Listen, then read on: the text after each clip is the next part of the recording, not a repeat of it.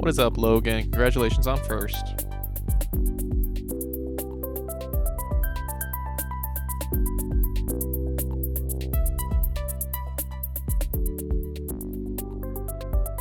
How you doing, buddy? Things calm down in your home?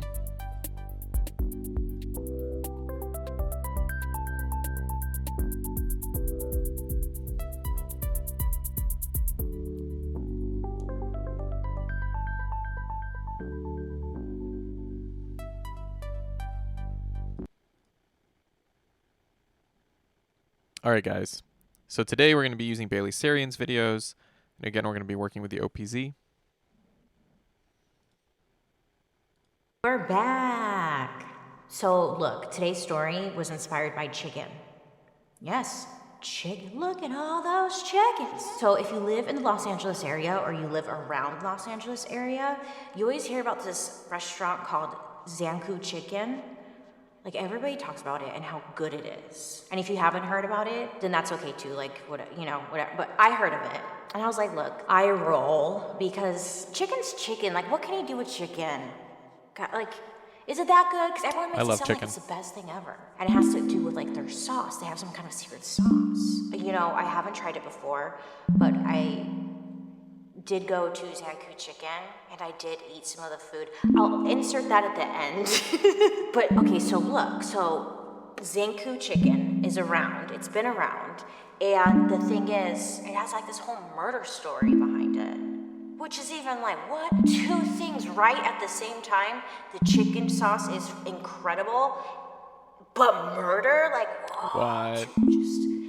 The brain can't compute, bro. That's how it feels sometimes. That's today's story in a nutshell. Now you can skedaddle on out of here if you don't want to know the details, but if you want to know, then let's get into it. Oh, I should do something with this hair. This is who I am. This is who I am. And I ain't gonna change for nobody. Nobody.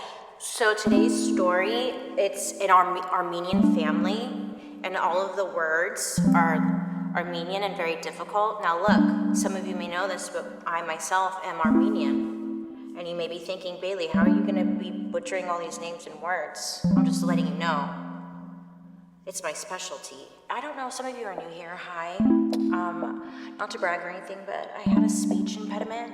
I still do. I had to take speech therapy classes growing up. I know. Humble brag, because my mouth just like has a mind of its own, doesn't let me pronounce words correctly. But I try my best. So these ones I'm gonna butcher. Okay, so standard up here. Let's bring her down a notch. If you're ever curious to know what I'm using, I will list it in the description box down below. And right now I'm trying to decide what look I want to do.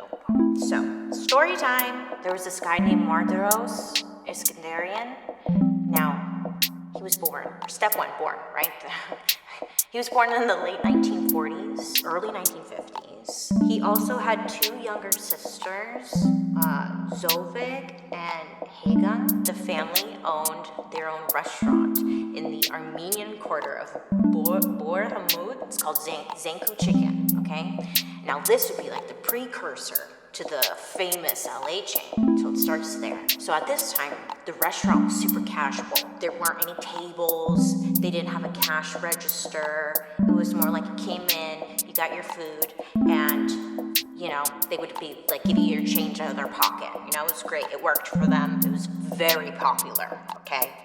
Now this place was so popular because they had this signature fluffy white garlic paste that Marguerite, the mother, sounds good.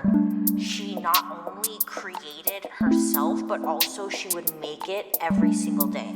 The secret sauce of Zanku's success was literally their secret fluffy garlic sauce. I mean, nobody knows the recipe to this day. And oh my God, it's good. It's so good. So, being the oldest child and also the only son, Rodriguez, he pretty much like had it made. His family was just overall very successful, and Rodriguez was said to be a very handsome-looking guy, allegedly. You know, he was very charismatic. People just really liked him. They wanted to be around him. And then on top of that, like he also drove this like super bright yellow Oldsmobile, and I guess it was like just like cool. He was absolutely adored by his parents, especially his mommy. You see, Madrios was definitely a mama's boy. They were very close, okay? He could never do wrong in her eyes. They were always together, okay? And that goes like across the board. The whole family was really always together, but he was a big mama's boy for sure. Every year, Rodriguez would throw Mother's Day pageants within the community. And like these were these big celebrations and parties and just, I don't know, you know, it was just a big thing that they would do. And every year, he would crown his own mom as queen of motherhood, to be specific. Welcome, Raiders. Indy, thank you so much for that raid. Welcome in, guys. We are just getting started.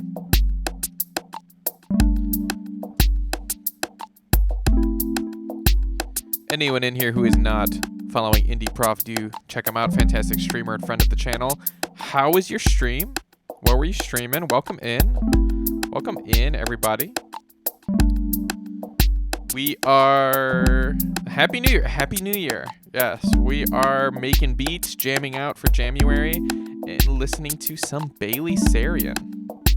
But if you guys don't know me, my name is Johnny Bailey. I'm an independent music producer. I grew up in Chicago, and I'm currently living in Japan. We normally stream music production here, which we're doing right now, but we do play games as well. But for this month, we are only doing music. It is Jamuary, which is like Inktober, but for musicians. So every stream this month, we are just jamming out, watching YouTube, and having a good time. Welcome in, everybody. Welcome in. Playing Digimon. Let's go. I just want to break the game into pieces. Mood. How are you and your family doing? I'm doing well. This week I started teaching my wife's English classes. I had my first day yesterday and it went all right. Kind of the same deal today. I have to end rather promptly at my ending time and go teach some English, but doing well. My wife is doing well, the twins are doing well, and my son just went back to school today. So we'll see how that goes.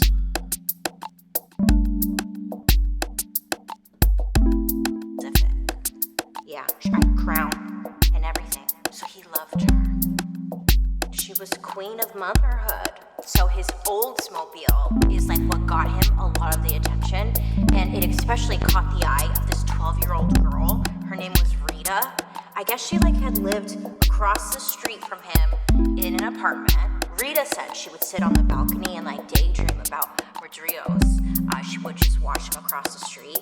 She was like, oh my God, this was like love at first sight. This was a classic 12-year-old crush, you know?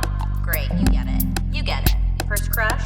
One of my first crushes was on Aladdin. Oh, I thought he was so hot. Aladdin? Prince Eric. I rage you because I need to chill, so I'm glad to hear. So Let's have a good Rita was time. Armenian This is a Catholic true crime school. story, so And this may not be Rodrigo super was the chill, classic, like, but it's a good bad time. boy in school, you know, like the jacket, he just had the cool car, and all over town, everyone knew him as a womanizer.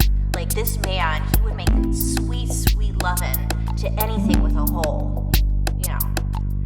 You know the type. Now, Mardrios started to pay attention to Rita because he started to notice that she was blossoming into a young woman, which is like so creepy, you know, like she's getting boobs, Anyways, I guess he was liking what he saw, and the two ended up starting to like see each other. They were dating, you would say, regardless of the fact that Rita was still a teenager and Mardrios was like a full-blown adult at this point. Now, they wisely Nothing wrong with that. Something about her voice in it. Secret Yeah. relationship. I'm glad to hear. I'm glad to hear. Well, come on in and relax. Let's have a good time. Well, for a couple of reasons. One, of course, the age difference, right? But also, Mardrios wanted to keep it a secret because he was a fuckboy. So, like, he didn't want to tell anyone he was in a relationship. He wanted to still do his thing, but then have his main girl, you know? So it was kept a secret. Not a lot of people knew about them dating. So several years before the two had started dating, Mardrios was like semi-involved in a murder and robbery of a jewelry store. Now supposedly Mardrios, he didn't actually do anything. You know, he was like, actually no, it was my 3 friends that were staying the night at my house that night, but not me. So I guess Mardrios at some point, he went up to his attic and he found a bunch of stolen jewels, and he decided to do the right thing, and he turned in his friends. And his testimony would be what sent all of them to prison. If he's truly like innocent and really didn't know, then like good for him. That's gotta be a hard thing to do. You don't want to send all your friends to prison. That sucks. But you know, this is murder mystery makeup. We hear all types of stories. It's like maybe he was just trying to get ahead of it. That's just my opinion. I don't know. So after the whole thing went down, a lot of people in town didn't want to associate themselves with Mardrios because they linked him with the crime. Like everyone thought he was a part of it. He was seen as like a bad guy. So after the whole thing went down, Mardrios, he ended up buying 2 guns, and he would keep them with him at all times because he was worried that if like one of those guys, his ex-friends, had gotten out of prison, they would come for him. And honestly, they probably would because, come on. So he loaded up on guns. I got upper lip sweat, look. It's the cramps. Moisture's coming from me. So he is panicking a bit, which probably like isn't the worst thing, considering Beirut and Lebanon are now like, we're like smack dab in the middle of a brutal civil war. But anyways, back to the love story, I guess. Rita's teenage dream played out big when their parents finally believed that the two were like genuinely in love. They were like, okay, we believe you. You guys been together for a while. You know what? You guys can get married. So they allowed them to get married. Rita was 19 and Mardrios was 26. But even though they were indeed married, Mardrios made one thing very clear. He said this like out loud to Rita many times, that Rita would always come second to the most important woman in his life, his mother. I mean, like, that's fine if you feel that way, but maybe just don't say it out loud, you know? I mean, for Mardrios, he would say, next to God would come his mother. But yeah, Mardrios told Rita that she would always be second place, and that he planned to live with his mother forever. And, like, a lot of that had to do with probably how cherished and, like, spoiled he was by his mom, but said that he just really admired her work ethic, and it's his mom. He loved her, you know? He said his dad was cool, but like, he loved the shit out of his mom. Now, his father, everyone would say was like, overall, a very loving man, was known to have some bad habits. Like, he would go on long benders, and he would disappear for a while, but his mother was like consistent. She was always around. She was just always there for them. Their dad, he would go missing for a couple days.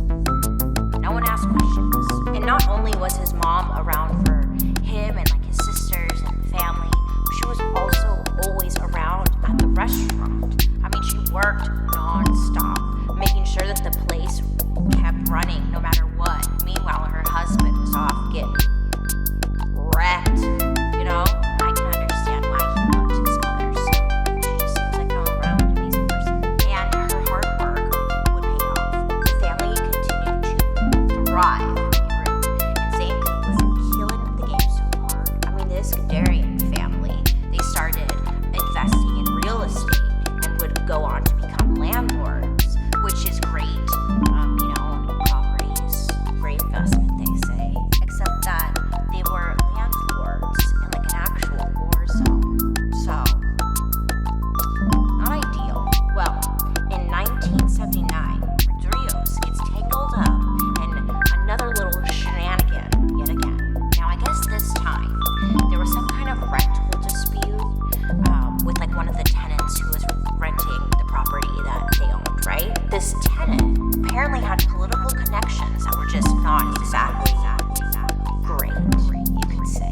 While outside of one of the buildings, two men on motorcycles, they pulled up like right next to Rodriguez, and they shot him 16 times. Oh, snap. And this part like blew my mind. They shot him 16 times, but they shot him at like a really close range with a freaking AK-47. 16 times. And guess what? Wait, that's not even the amazing part. He lives. I think it's the freaking, it's the garlic sauce or something. This man has incredible luck. This man is just... Wow. unbreakable. They're alive, damn it. Anyways, that's not even the story. We haven't even gotten to the actual story, which is wild, right? It's already been a roller coaster. So after surviving this close range hit with machine guns, the entire family decided, like, it's probably best if we all leave Lebanon.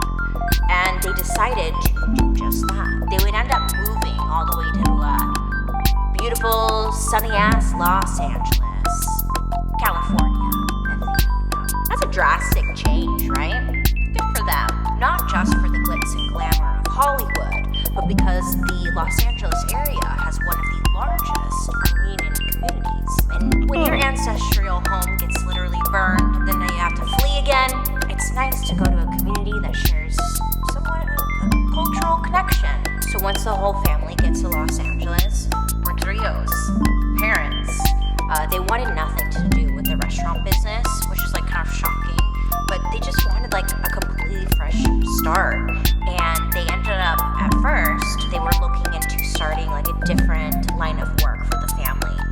So at first, when they get to Los Angeles, they're like, okay, we're gonna do, a family dry cleaning service. But I guess the whole dry cleaning thing didn't work out because the chemicals were making Rodrigo's sick. And it's all about him. Can't get him sick, the oldest of the family. So they had to stop because he was getting sick. So after that, they tried their hand at importing menswear, but I guess that didn't go very far either. And this whole time, Rodriguez started seeing that within the bustling Los Angeles community of not just Armenians, but a lot of the Middle Eastern immigrants, there was actually like a need for a restaurant like Zanku. So at this time, it's the year 1983, and Rodriguez goes to his parents and he convinces them, like, you guys, there's no good food out here, okay? We need to bring the restaurant Zanku back, and come on, pop out some bangers out here because there wasn't any good food.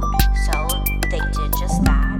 They opened up their restaurant once again, but this time in like a little strip mall in East Hollywood. Right off the bat, it was an almost instant hit. I mean, word of mouth like spread quick that there was this incredible casual restaurant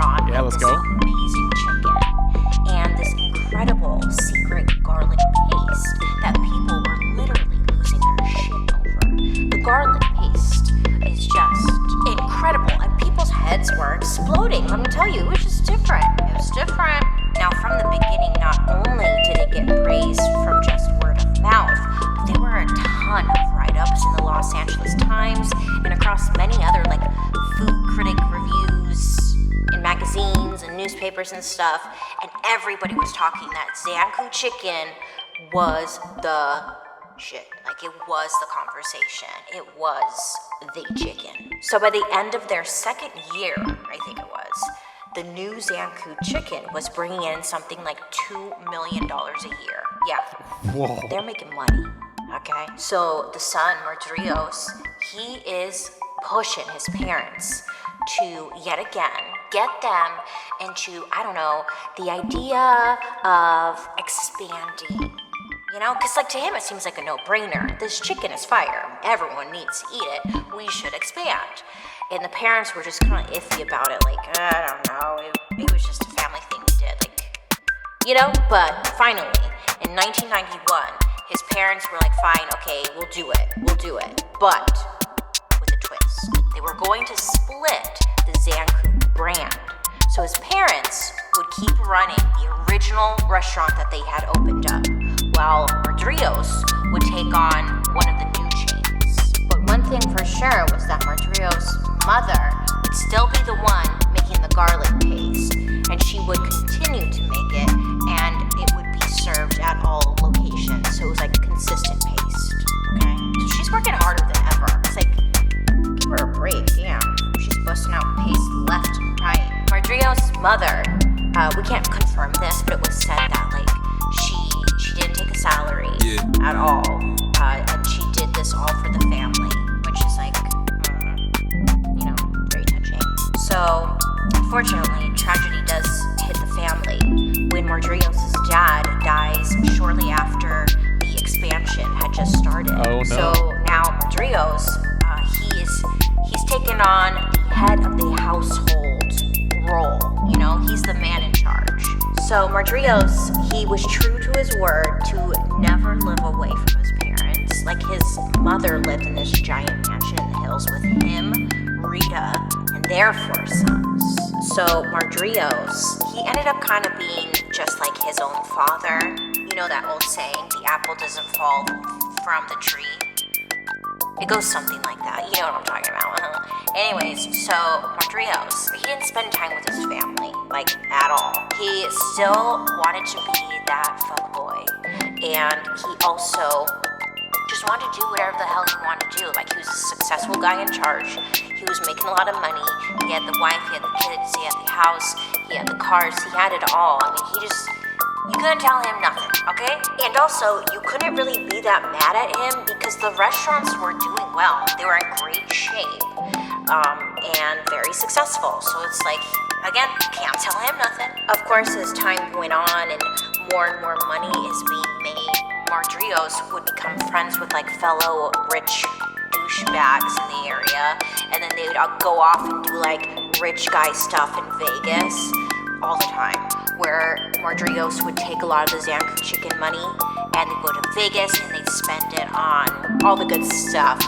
The ladies, the gambling, the alcohol, just Vegas.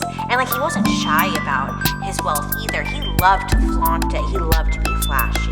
And it's sad because, you know, Mardrios is going through all this.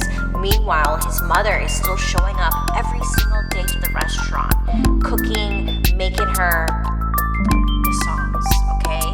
And then after working all day, she would come home and cook at night for her grandkids. So, I mean, obviously, it's fair to say the two of them had very different lifestyles. But Mardrios, his fortunes would take a sharp turn when he started to feel very unwell. He would complain of pain, like in his stomach area, and his family would be like, you should go to the doctor, get that checked out. But you know, guys, I'm not trying to stereotype or anything, but if you're trying to tell a guy to go to the doctors, what do? They don't. Exactly. So Mardrios is like, no, it's fine, it's just acid reflux or whatever. But eventually, the pain gets so bad in his stomach that he ends up going to the doctor, and he got the horrible diagnosis of bladder cancer, and by By the point that he had gone to the doctor, it had spread to where it was now terminal. Oof. Oh yeah. Done so. And it was a really sad thing.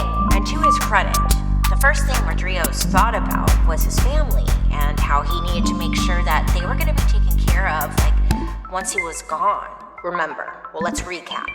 His mother and his sisters owned and ran the original Zanku chicken, while Rodriguez owned at this point, 4 others in the chain Whoa. at the time. They had expanded a lot. So Rodriguez thought nothing of it when he told to his mother and his sister Zovig that when he died, he wanted his 4 sons to take over the 4 other Zanku chickens. To him, it seemed like a totally normal request.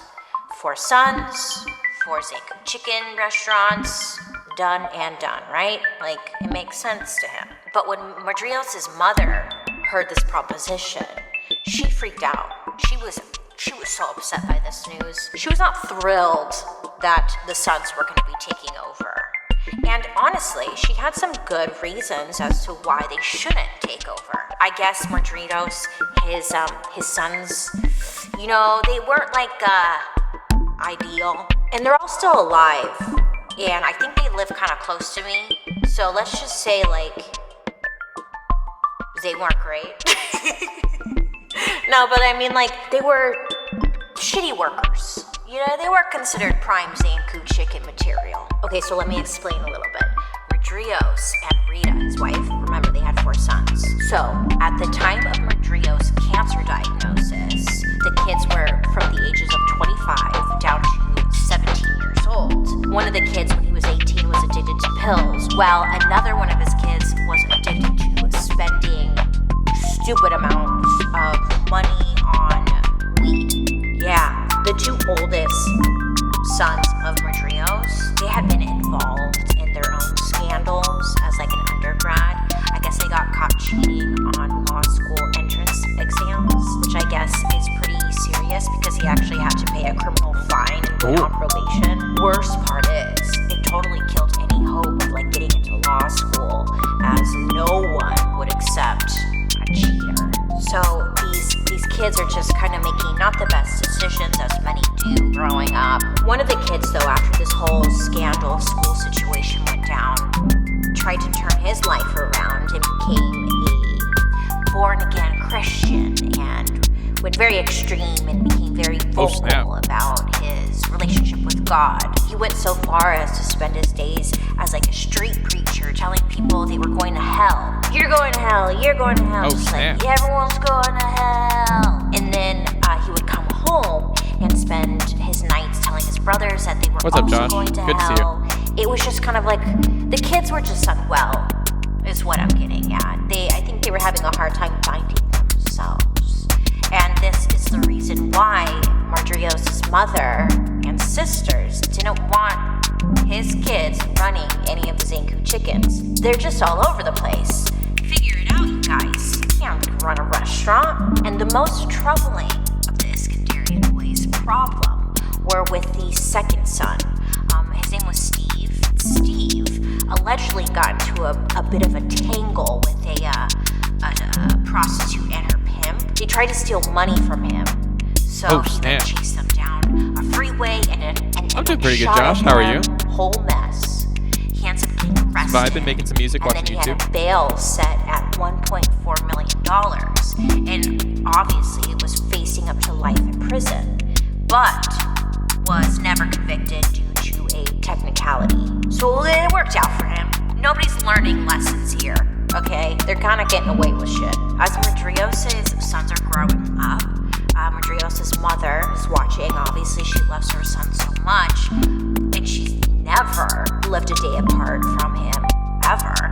That sounds so wild to me. Really see how I'm sorry to hear that, Josh.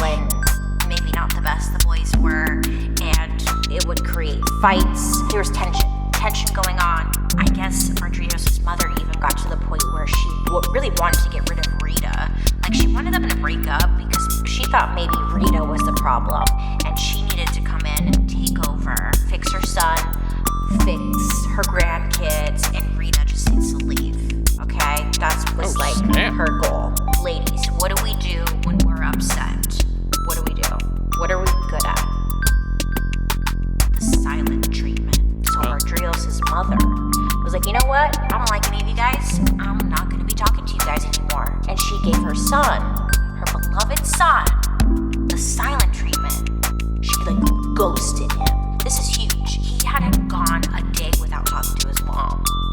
So this was he is shooketh to the core. Now, even though Rodriguez and his mom lived in the same I don't know house, about that, but yes, Josh, they I'll managed parts I'll of give the you same some advice company. if you want. And the fact that she found out Rodriguez is now dying of terminal cancer, she just stopped. We'll pause the video. What's up? What do you want to talk about?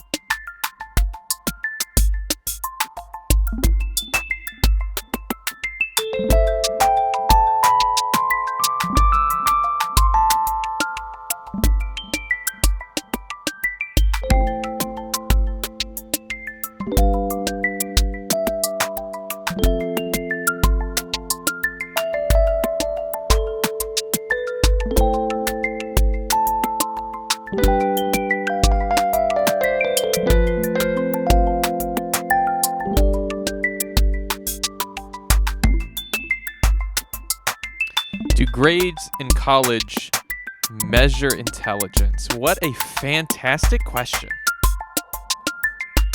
What a great question. What do you think, Josh? I would like to hear from you first. Before I go, you go first. Do you think grades, collegiate grades, or we can even just say grades in school, measure intelligence?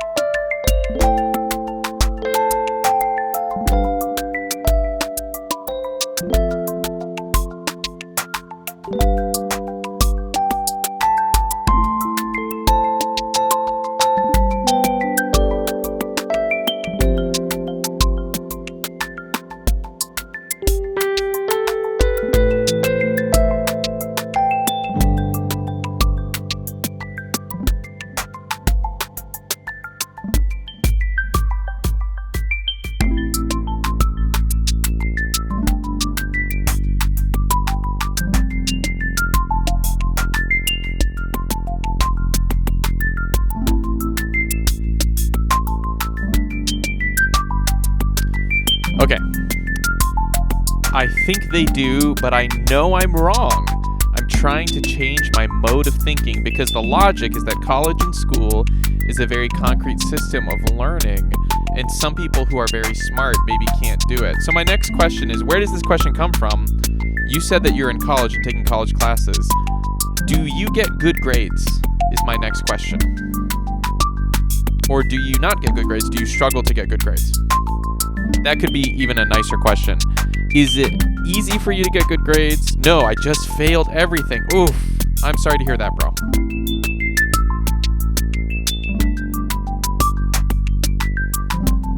Education. I am of the mind that college is a scam. To be honest with you, I think that in one sentence can probably tell you what I think about if grades measure intelligence. But I can also go longer on it. Was there a time that college was important and people learn? Yeah. Is that time still now? Yes and no. Because just like anything, right? In general, yeah, it sounds great, but math mass-produced anything isn't going to work for everybody, right? Our clothes are mass-produced. They're not fit to our bodies. So some clothes sizes fit well on certain people, but on other people it doesn't, right? You can't mass-produce teaching. You can't mass-produce those things. And so, do grades measure intelligence? If I was to answer simply, I would say no. You could answer a bit more complicated and say it measures maybe a form of intelligence, but people who get good grades, they don't necessarily know the material better, but they know how to give the teacher and the system, the school system, what they want, right? And that doesn't factor in a lot of other things that are important for learning, like how hard you work, is a big part of it as well. But we're not all the same, and we can't all do the same things, right?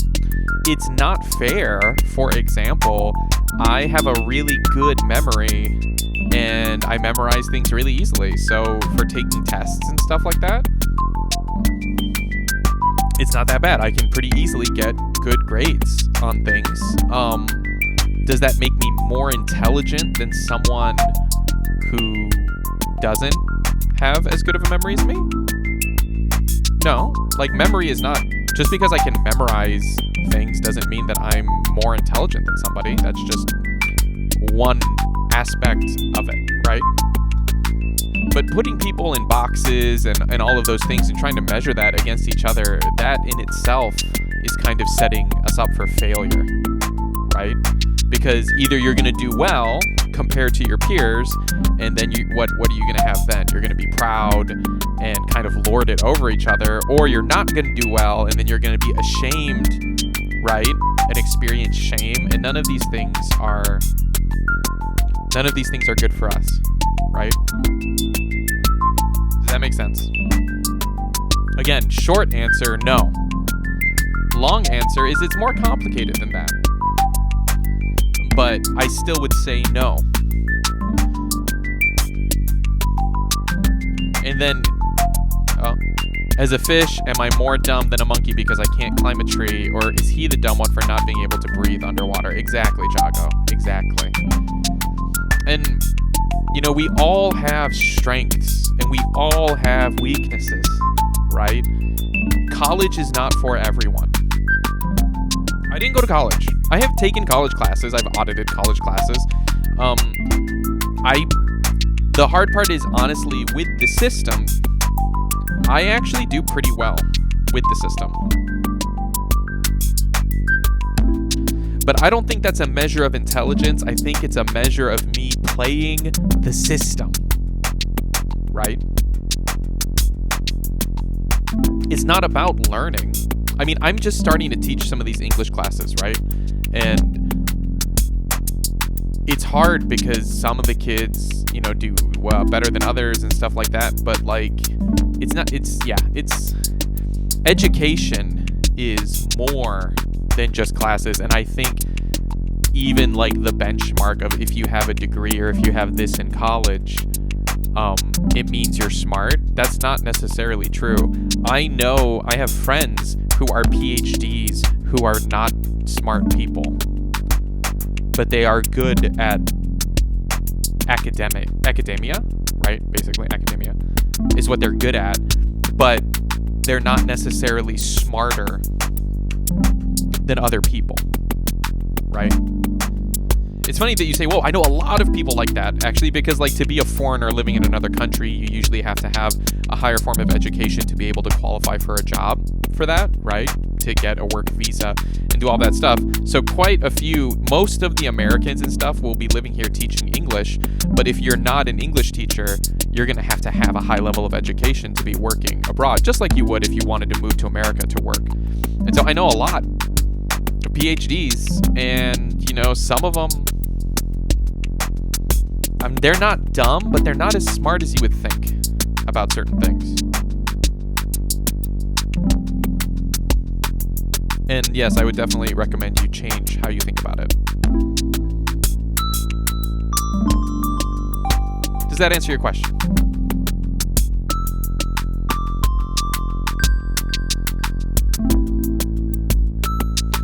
Your intelligence, Josh, is not based on a letter assigned to you or a number assigned to you from an institution. That is just a letter or just a number assigned to you by an institution to say whether or not you have passed a specific class. It does measure whether or not you passed what they wanted you to do, but it does not measure your own intelligence.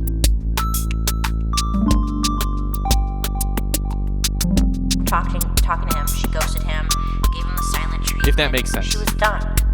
Separating college classes from intelligence she would say hi to is Rita, important, pour right? herself a It does glass show of that you didn't water, do what they wanted you to and then do. go straight to her room without saying a word to her You son. failed. But it doesn't measure your intelligence. Sometimes the silent treatment feels good. That tension, you're just like, yeah, this is my water. Hi, Rita. And nobody else in the room. You know, it feels good. But you shouldn't do it. Of course, Josh, of But course. like sometimes it feels good. And Jago, thank you so much for chiming in. I Not appreciate it. great between mother and son. And Rodrigo's is really having a hard time with this. I mean, he's dying. This is when he needs his mommy the most. And she's not speaking to him, you know? It's getting to him. Things are boiling up inside. And Rodrigo's, I don't want to say like he had obviously he didn't have an easy life, but like he didn't know how to handle rejection, not getting something that he wanted. So he wasn't handling this like at all. And not only was his cancer definitely terminal. Dustberry, thank you for the resub. I appreciate it. Welcome in, my friend. More time, more months, or whatever. We're making him really. And look, I updated sick. your command. They were creating like fluid Welcome in. buildup How are you? in his brain, and his body's just breaking down. He's getting thin. He's getting sickly, and he's just kind of spiraling. Really getting fixated on his mom. And how dare she not talk to me? He's just getting worked up over it. I guess at one point he was so mad at his mom that he told Rita that he would forgive the devil himself before he forgave his mother. Dustberry, Family I drama love is so petty. these videos. 'Cause we're looking at this like, get the fuck over it, YouTube. My God. But okay, here we are, you know? So, I mean, as you could probably imagine, it would be very uncomfortable living with someone who was not only giving you the silent treatment, but This giving is, you the Bailey silent Sarian. treatment while you were dying of cancer. It probably She does her makeup and talks about true crime stories. make you go a little crazy. Then, one night, randomly, Rodrigo's house catches on fire. Oh yeah, it was like this whole thing. The house doesn't burn down, but it catches on fire. And Rodrigo's mother ends up moving out. Because of the fire, she felt like it was unsafe. Nobody knows how the fire started, but there's lots of rumors. And because she felt unsafe, she decided to go now live with her daughter, Zovig. So this is just another thing for Rodrigo's. Like, I am using her vocals, yeah. fire, mom moved out. Everything's falling. We've been using a different YouTuber every day so far. So today we're using her. Rodrigo's doesn't hear a word from his mommy dearest. Nothing. Not even a hi, not even a K, not even a nothing. Crickets. I was gonna try and make a cricket sound, but I don't know how to do that.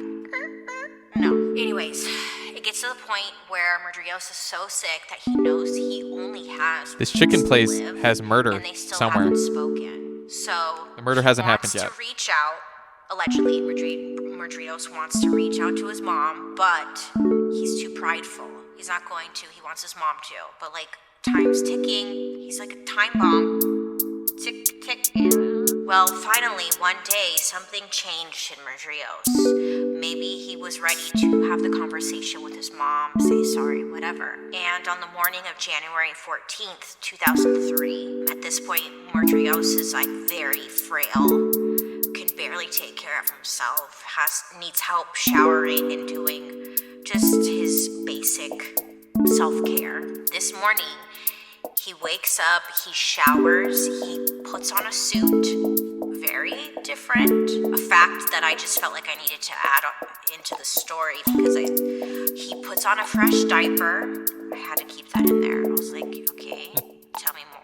he decides. It really is. It really is. I'm gonna go visit my mom and my sister. So it's like, oh, look, finally, he's gonna do it. He's gonna, say sorry, maybe, and perhaps shit himself. I'm sure many of us can relate, like, if you're dying and you wouldn't want to go your last days without seeing someone you love, someone you're really close to, your beloved mother, one last time, right? So it makes sense. That's what he's gonna do. That's what he tells his family. So Madrios gets into his car and drives himself over to his sister's house. This is all just very, again, unusual because Madrios is so sick that he needs help being taken care of, but he puts on that diaper and he makes an effort to drive by himself over to see his family. So like that was just unusual, but nobody's questioning it because again, like, just let him have his dying wish, just let him drive him in that diaper into the sunset. So I haven't mentioned too much about Madrios' sister, Zovig, but Zovig and Rita were very close and they raised their sons more like brothers than cousins. Madrios was always looking out for his sister and nephews and had always vowed to take care of them and like vice versa. So Rita and Zovig split parenting duties, and then Madrios' mother, even though she worked insane hours, she still made time for all of her grandsons, and again, never until recently had lived apart from Madrios. So it's Madrios, his sister Zovig in the house.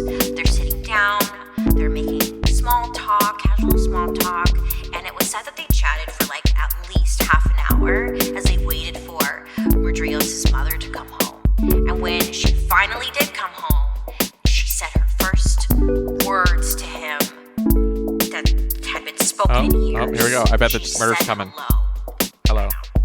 Groundbreaking. It seems like a step in the right direction, though, right? Madrios' mother pours herself some lemonade, and the three of them head to the living room, sit down to have a conversation and talk.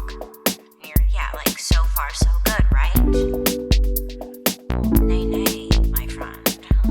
Remember way back when, in the beginning of the story, when I said Madrios was in Beirut, and he was all paranoid, and he purchased, like, 2 handguns to protect himself against his crazy friends? Well, he actually got the opportunity to finally use those guns. Oh, snap. On his mother. You've been such a weird... They're Thanks. sitting in the living room having Dude. conversations. Here it comes. The murder's coming. Pulls out his guns, and first he shot his sister Zovig just once, right in the head, and just kills her instantly. And then he sees his mother get up from the couch, and she knows exactly, like, she just bolts it, okay? She bolts it for the door, but Madrios caught up with her. According to either Zovig's son or the housekeeper, it's unclear who, but someone said that at one point they heard Madrios' mother begging Madrios in Armenian not to shoot, and then following that, he shoots her anyway, and he shoots her right in the chest, and it was said that she fell straight onto her back, and then Diaper Boy over here stands over his mother's body and shoots her 8 more times. Like, Diaper Boy, chill the fuck out, man. Oh my god. The analysis concluded that with each shot, he was aiming for her heart. He kept missing, so he kept going. I mean, this is horrifying, awful. But what's extra sad is that sitting on the family staircase was Zovig's son, and he had been watching like what was going down. And he said afterwards that Madrios saw him frozen on the staircase. Right, Dustberry. But Madrios didn't say anything to him, didn't acknowledge him, just kind of like made eye contact, and Madrios just kept walking on by. Well, after Madrios did his thing, he goes back to the living room and he sits down on the leather couch, and he ends up shooting himself right in the temple. Yeah. Now, because this was a murder-suicide, there was no trial, but after everything went down, there was a ton of family drama. I'm sure you can imagine. it had to do with like trademarking and who owned what and just business related stuff. Miraculously, Zanku Chicken, the actual restaurant itself, survived this insanity, but it ended up getting split into two factions. You have Rita and her sons owning one side, and then Murdrios' I know, right? Yeah. sister on the other. They're the same company, but they're just not talking to each other. But they still have the same sauces, but they're just not talking to each other. It sounds petty, but it's also who are we to judge, you know? So even though they share the same logo, the same name, the same damn garlic dip whipped recipe, not because like they're sharing it with each other, just because like they each have it for themselves. They still have completely different websites, and if you go visit their websites, they don't mention any of this, obviously. But it's just, I want to say it's like so petty, but at the same time, it's murder and stuff. So it's like, you know, maybe one day they'll come together. Christmas is way cheaper that way, right? Has definitely survived. They have up to now 8 locations around Los Angeles, and is one of SoCal's most successful mini chains. Oh yeah. Wow. Wait a minute, you guys. I finished the story, and I didn't even finish my makeup. Oh dear. Happy New Year. Now, naturally, I hadn't eaten Zanku chicken. I heard about it a bunch, but after researching the story and whatnot, I was like, I gotta try this chicken. Like, let me just try it. So I did. There's no words to describe how good that garlic. I don't know. Like, I didn't want to believe it. I didn't want to believe the hype. I didn't want to give in. I went in with a bad attitude. Like, I'm not gonna like it. Everyone likes it. They're all exaggerating. Like, I had a bad attitude. And then I ate it. And something happened to my body. It was so good. And I'm not even kidding. I tried it. And then the next day I ate it again. And then I took a break. And then the next day I went again. I'm so sorry. So what I'm getting at is today's story is horrible because kids are spoiled as fuck. Have a good one, Josh. Parents work hard. In this case, Man, Dustberry, this is a wild video, bro. It's wild. Their asses off to take care of the family, to come to America for a better life, and just made some great ass chicken and stuff. Here's the full video, Very Dustberry. successful. Check it out sometime. And look how their son repays them. Oh. Birth control, right? Fuck that guy. So that's the Zanku chicken murders. Crazy. It's really sad. They have really good chicken. I'm so sorry. It's not funny. It's just like such a. What do you do? Let me just put on some mascara and like a gloss because, ladies, you know what I'm talking about. You know when it's that time of the month, you're getting your oil changed, you're bleeding, your makeup and your face just ain't the same, right? So let me just finish the look and I'll be right back. All right, my friends, and this is the finished look. She's natural. She's flawless. She's bloated. Who is she? She's me. Bailey Sarian. Oh, I looked better with the headband on. Thank you guys so much for hanging out with me today. I hope you have a wonderful rest of your day. Please make good choices. If you have I love her. any grudges, pettiness going on within the family, I'm not here to judge or tell you what to do, but I heard this song once that I think may inspire you. It goes something like this. Let it go, let it go. Copyright claim, I know. I hope you guys have a good All right, here we go. So we got another one all lined up, ready to go, Dustberry. This one is called Drinking Deadly Drano, Wrong Place, Wrong Time. Let's go. So, how are you today? Great. My name is Bailey Sarian, if you don't know, and today is Monday, which means it's Murder Mystery Makeup Monday, of course. Look. We're going to jam out a little bit before we get started. It's too good. We're down in my basement. I thought my basement is just way too cute and needed to be seen, so I set up down here. Look. Come on. So today's story is pretty brutal. They're all pretty brutal, but like, oof, brute. So just a little disclaimer, you know. And other than that, if you're ever curious to know what I'm using on my face, I do list it down in the description box down below. But I love it up now because today's story I love doing this.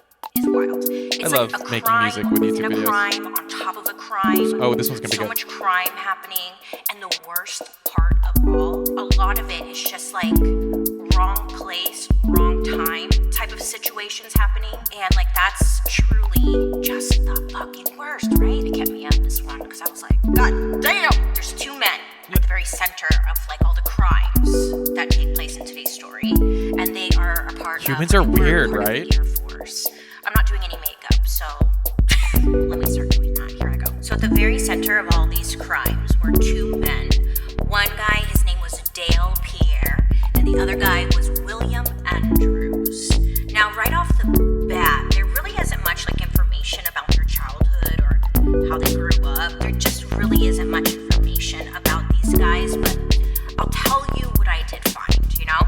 So, let's start with Dale Pierre. He was born in 1952 in the Caribbean nation of Trinidad and Tobago. Dale spent most of his childhood growing up there, and then in 1970, the family would up and move to New York, and Dale would end up living in Brooklyn. Now, there We went from doing crimes to talking about crimes to having documentaries about crimes that people just chat about crimes on video while doing their makeup to using that video for lo-fi vocals. I can smell colors right now. Where am I? Just squirted all over me. Oh, it's squirted all over the place. It's true. Oh, it's everywhere. It's true. In 1973, Dale decided to join the United States Air Force, and he was assigned to be stationed at Hill Air Force Base in Utah. So while he's there, he's working as a helicopter mechanic.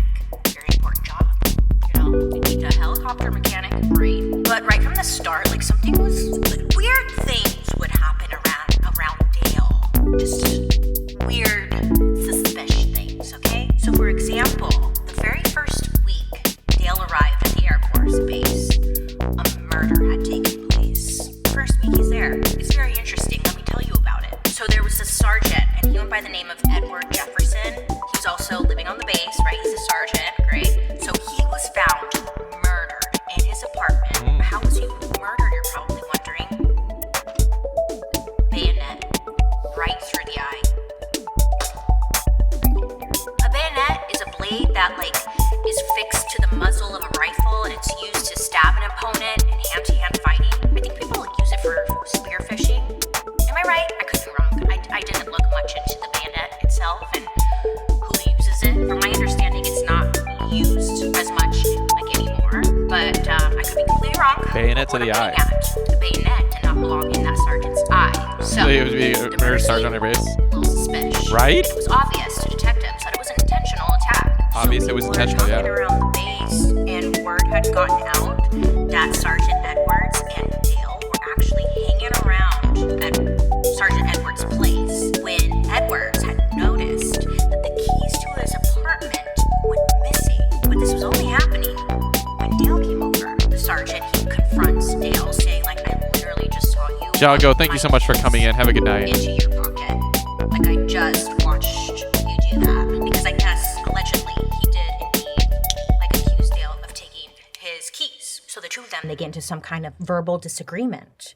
But in the end, Sergeant Edwards was left feeling quite uncomfortable with the whole situation. So he decides to change the locks on his front door. So he goes as far as changing the locks, which I feel says a lot in itself, right? It wouldn't take long after for the Sergeant Edwards to be found murdered in his place with the bayonet. Now, there was no direct evidence at the crime scene that was linking Dale to the crime, but most people on base This is real different. thought it was him, which is okay, yeah, take that with a grain of salt, but there seemed to be a lot of circumstantial evidence, but no arrest could be made on that alone, so that crime just was left unsolved, right? So people on base are feeling pretty uncomfortable with this guy, Dale. Many of them kind of just separate themselves from him because obviously, they're thinking something ain't right there. I don't want to be associated with the guy. I know, right? So far, But yeah, these are interesting. He's whatever, I don't need friends. But it was said that Dale really struggled to fall in line with the U.S. military and would find himself in trouble pretty often. A lot of small things to you and I, but are they? I don't know. For example, Dale would fail to report to duty, which, bad, no. And then Dale was also caught writing a bad check. Not just once, though. He did it 2 different times. And then on top of that, he was accused of stealing someone's car off base. So Stealing Dale cars? does not work it out for you. Assassinated sergeant on base a week after. I know, crazy, right? They really No, should have exactly. placed him in some kind of hacking mission, or I don't know. Actually, he probably should have been in jail because he killed someone with a bayonet, allegedly. allegedly. Now, I know what you're thinking at home, because I was thinking the same thing. Like, why in the hell are they not kicking him out of the Air Force? Right? Right? But there is a record that his commander did try to get him an honorable discharge, which was like, question mark. It didn't make any sense. But some commander wrote in some letter trying to get him an honorable discharge. I mean, maybe this commander saw something in Dale that nobody else did, or maybe he knew something that no one else knew. I don't understand, but okay. All right. Dale wasn't liked very much. He was weird. He was sketchy, and people just didn't want to associate with the guy. But he did make one friend, just one friend. His name was William Andrews. Oh yeah. William and Dale were buds. They were cool. They talked. So let me tell you about William a little bit. William was born in Virginia in 1953. His mother and father were not really around, and for real, I feel like he should have been transferred to this. Raised by his older sister. Right? Her name Right? was Audrey. But Audrey was just a kid too. I mean, she was only 14 years old when Will was born. It's just sad because it's a child raising a child, or children, because she was taking care of the whole family. But Will and Audrey were very, very close. I mean, she raised him, so, close relationship. Audrey, would describe Will as someone who never got into fights. He kept his head down, minded his own business. He was just a really solid guy who didn't get bothered by much of anything. Will would also end up being stationed at the same Air Force base as Dale, and he too worked as a helicopter mechanic. Now, for Dale, it was a lot different. It was said that he was well-liked. He made friends really easily. He was nice. Some would say he was a little too nice. It seemed like nothing ever bad was said about Will, but we're here, so maybe he was good at keeping secrets. So while stationed on the base, Dale was continuing on with his petty crimes, and it got to a point where he just wanted more. I feel like we hear this all the time in murder mystery stories, where it starts off small, but then it progresses and gets more intense to the point where they just go, wow, it's like, wow, that took a sharp left into murder town, So Dale is still doing all of his little petty crimes, and he's just kind of even bored. And I'm gonna work for a bit. No worries. Thank you. Appreciate it. That would really pay off financially. Thought you would enjoy and this. Would make him just rich and live comfortably or something. So he decides his best bet is to rob a store that sells expensive stuff. So they could get some money, get some products, and then resell them or whatever. Dale knows about this independent electronics store in Ogden, Utah. This independent electronics store was called the Hi-Fi Shop. So this store carried some of the finest stereo equipment in town. All this logic tracks, need money, rob a store. That place. It's true, right? It's true, Desbury. It all tracks. Exactly. All of it tracks so far.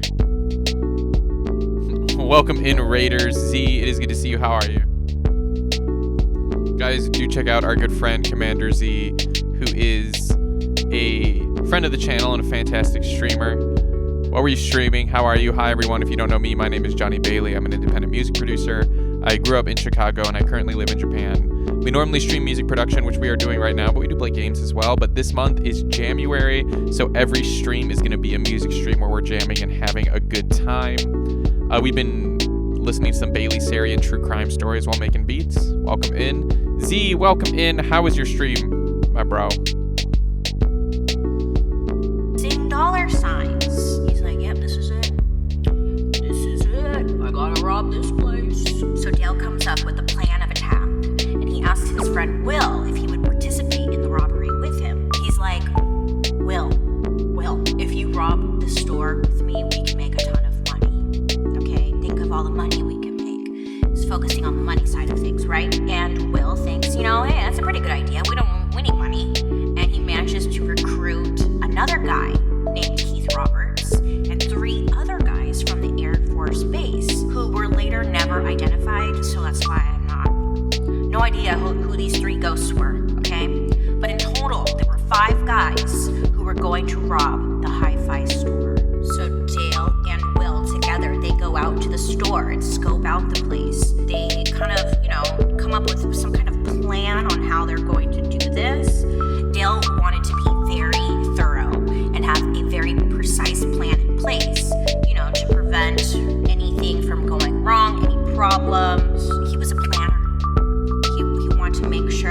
doing well. Working on some Starbound. Nice. They wanted to go in knowing exactly. Oh, walking Desi's, dude. That sounds fun. What they were that sounds looking fun. for, how to not get caught, all before they even stepped foot into the store. And then, again, all of this tracks. On the evening of April 22nd, 1934, there are two young employees. One is 19-year-old Michelle, and the other is 20-year-old Stanley. They're working in the store, and they are closing up the shop. The store Congratulations itself on was second. still open. You know, it's just like towards the end of their shift, they're doing their closing duties.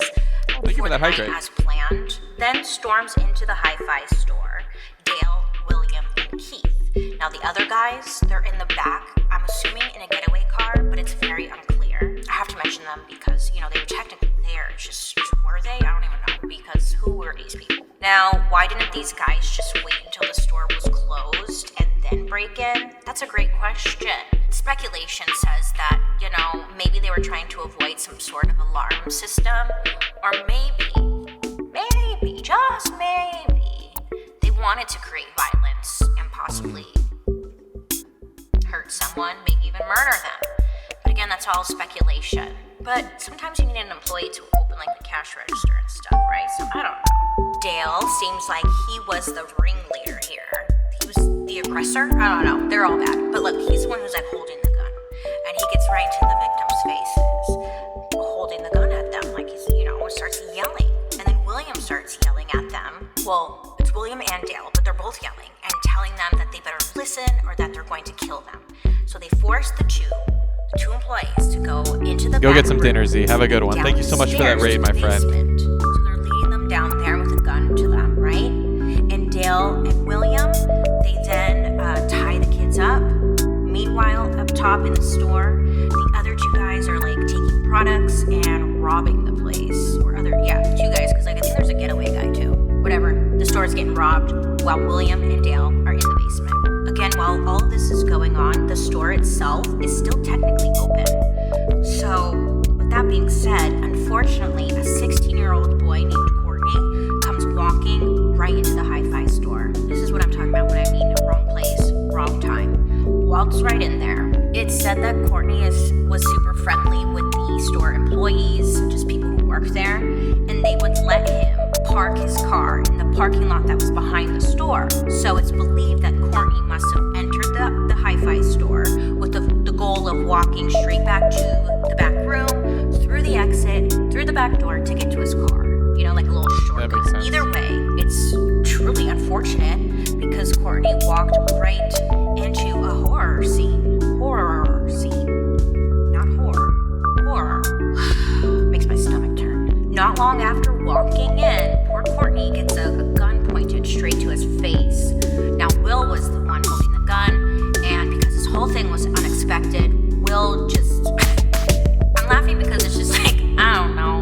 Will decides to punch him, 16-year-old Courtney, punch him right in the stomach, and then knees him in the crotch. While he's down, he grabs him, drags him down the stairs that lead down to the basement, and tosses him down, just sending him tumbling right down into the basement with the others. Now, it was said at this point that Keith and the other robbers, whoever they were, took off, leaving Will and Dale at the scene. The speculation that has been made here is that maybe the group of guys, they went and they robbed the store, they get all the expensive stuff, they load it into the car, and maybe they got spooked and decided to take off with what they got. Many believe that these guys were under the impression that it was just a robbery and not a full-on like kidnapping and holding people hostage situation. So when they realize that this is being taken a step further, they just go boof and took off. And that to me sounds like it could be true, right? We don't really know, and we'll probably never know. Great. But all of that aside, what we do know is that inside of the hi-fi shop, it's now just Dale and William holding these three people tied up in the basement. Time is going by, hours are going by. These employees, like I mentioned earlier, are pretty young. 16, well, Courtney is the one that walked in. He was 16, 19, and then 20. So they're very young. Most likely still live with their parents, right? So naturally, as the day is turning into night, these parents of the children, of the kids who were working that night, were getting pretty worried. Like, where are my kids? What's going on? I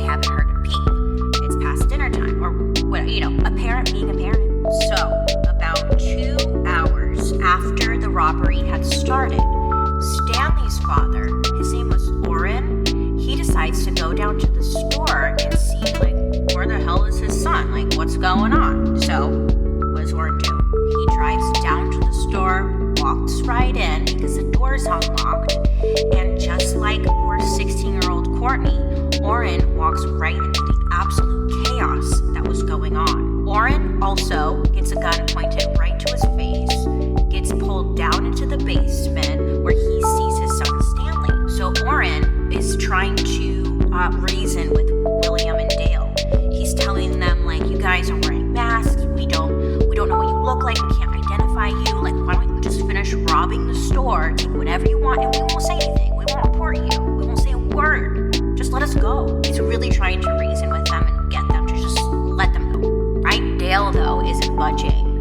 He knows he's already been in so much trouble in the past. Police have his records, like his fingerprints and whatnot, so there's no way that he's just gonna get away with this. He's like, I'm already in. But William had some different feelings. He hadn't been in a lot of trouble, okay? He's thinking, I could just leave and get out of this. But it was said that William started to appear a little bit more nervous. He was hesitant to continue on and was really wanting to back out. Again, William doesn't have any type of record, so maybe he should just take them up on their offer and just bolt it, dude. Just get out of there. So both William and Dale, they're down in the basement, like in front of these people, and they're starting to get into a verbal argument where Dale tells William to stop being a chicken and to just stick with the plan. And yes, it was said that he literally told him to stop being a chicken. He's like, stop being a chicken, man. Just shit, man. It's very juvenile. So Will is asking Dale, like, well then what are we gonna do now? Like, this wasn't the original plan. We're just gonna rob a store, get money, and then get the hell out of here, Well, this is where Dale uses some inspiration he saw in one of his favorite movies. The movie, you ask? Well, it's none other than the 1973 box office hit starring the talented Clint Eastwood, titled Magnum Force. Oh, God. Obviously, silly us. There was one specific scene that had a lasting impression on Dale. The scene is described as, this is a direct quote, so don't get upset with me. Quote, a frustrated pimp decides to kill one of his prostitutes by pouring drain cleaner liquid down her throat. End quote. Dale wants to do this, and when Dale has a goal in mind, he goes after it. Dream big, they say. And Dale sure did. This bitch. Listen. This is where it seems like this crime was no longer about robbing the place and getting money. It now seemed like Dale was just right. He went into this with like the full intention of murdering. Maybe he didn't tell that to anybody else, but it seems like this was the plan. At some point, Drano was found in the store and was poured into some plastic cups. While one person was holding the gun to the victims' faces, the other was telling the victims to drink what was in that cup. William tells the victims that the liquid was just vodka and a, quote, German drug, and that it would just knock them out for a few hours while the other guys could make their clean getaway. While the guys, William and Dale, could make their clean getaway. So they go to Orrin first, Stanley's dad, and they're like, drink this liquid. But he just straight out like refuses because first of all, he's not an idiot. Shoot me, and dude. He's not gonna drink whatever this crap is. He doesn't know. Even with a gun straight to his face, Orrin tells the guys like, nope, not drinking this, nope. And once again, William, he had enough. He turns to Dale, he tells him, I'm not doing this anymore, I don't want to do this. This is not what we agreed to. But Dale tells him, like, just get over it. People. Later on during the trial, William would say that he was intimidated and scared of Dale, and he was capable of getting rid of him too. I'm sure you could believe that. Like, Dale seems scary. So Will stops resisting and just continues following Dale's lead. I guess William hadn't seen the movie Magnum Force, so he didn't know where this was going. So time is going by, and it gets to about 4 hours into this whole hostage takeover at the store. So remember 16-year-old Courtney? He too had a curfew. He's 16. So his parents, they were at home waiting for him because the family always had like dinner meals together. And I'm like, what is this concept where they eat together? But the family always had dinner together. So according to his family, Courtney's mother, her name was Carol. She had this gut feeling that something wasn't right. They say when you're a mother, especially, you have that motherly intuition.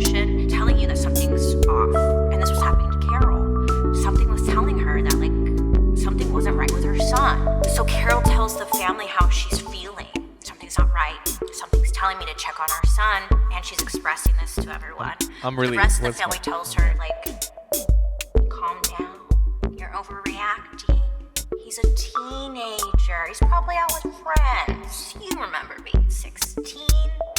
Don't worry about it. Which is like that. It's valid too. You know, Right. like, look, it doesn't matter. It doesn't matter because she could not let go of that feeling and decides to go out and look for him. Just Oh to be my safe, God. Right? Normally, I'm like, yes, 100%. Listen to your intuition because your intuition is always right. That gut feeling, you know, it's always freaking right. But in this case, it was a trap. Yeah. It was a trap. Ugh. So Carol's driving around looking for her son. She can't find him. And then she decides to go by the hi-fi shop. And that's where she sees his car. So what does she do? She goes waltzing Goes right in. into the store. Why didn't they just lock the doors? It's like they wanted people to come in. I don't know. But Carol goes right into the store, just like the others. And surprise, surprise, she's walked right into the complete chaos that's happening. So Dale and William, they're starting to get very overwhelmed at this point. I know. Now they're having like to tie up more people. 3 and put people them in the have walked basement. in. And again, like this wasn't the plan. So now they also have Carol tied up in the basement with the others. In total, there were now 5 people being held hostage down in the basement. So Carol was also tied up next to her son, Courtney. So Dale really wants this Drano thing to work, right? So he grabs a cup of Drano, puts it up to Carol's lips, and tells her to drink it. Now she too is like refusing to drink it, telling him she doesn't drink. William tells her, like, sorry doll, but like you're definitely going to drink this. Doesn't drink. Will goes on to tell her not to worry though, because it's just vodka and some kind of German drug, and it's just gonna make her go to sleep, and that's it. I don't know what it is with the German drug thing, like why they kept saying that. Maybe it was part of the movie. It could be. But that's what they were going with, and maybe it was just the first thought that came to their minds. I don't know, but that's what they went with, German drug. Here's what happens if you drink Drano, according to Google. Drano is incredibly corrosive and begins to break down tissue as soon as it comes in contact with it. Drinking drain cleaner can cause severe burns, vomiting, nausea, diarrhea, chest and stomach pains, as well as difficulties swallowing. Like if you drink it, you'll get damage to the mouth, throat, and stomach. Plus, it could also cause you to die. So it doesn't sound like a great time. Unfortunately, Carol does end up taking a large gulp of the Drano, and instantly she starts coughing and gagging. I mean, it's clear that she's in obvious pain. But after Carol drinks it, everyone else drinks the Drano one by one. What? They all have the same reaction. If I saw someone drink Drano and saw that, I would be like, Warren, he no. was given the cup of Drano, but he heard like Pour it everyone on gagging, choking, coughing, screaming in pain. What? So it was clear to him that this was not some fun German drug. Nay. No, of course not. So Warren, he's like, look, here, I'm gonna pour the Drano into my mouth. And then what he did was he let it slip out of the side of his mouth. So it looked like it appeared to everybody That's still gonna that burn. he swallowed it. But in reality, he did not. He was like, I don't know how he did it, but he avoided swallowing it, or knew like he had to act like the other victims. So he started screaming in pain, coughing, gagging, just trying to make it believable that he actually drank it. Oren did end up with blisters all up in his mouth, but he was spared the horrific burns to his throat and stomach that everybody was dealing with. Like, it sounds so painful. Well, this is when Dale and William realize that they have a new problem. All of the victims were yelling, screaming, coughing, and just being loud. They did not plan for this. Oh my God. Dale and William, they're both getting quite annoyed. They're causing a disturbance. So their next move is to then grab some tape and tape the victim's mouth shut in order to stop them from making sounds. Great idea, you guys. Wow. Unfortunately, the tape didn't work out because the drain cleaner had completely burned and peeled the skin off of their mouths. So the tape had nothing to stick to. Oh my God. Because the skin had essentially melted.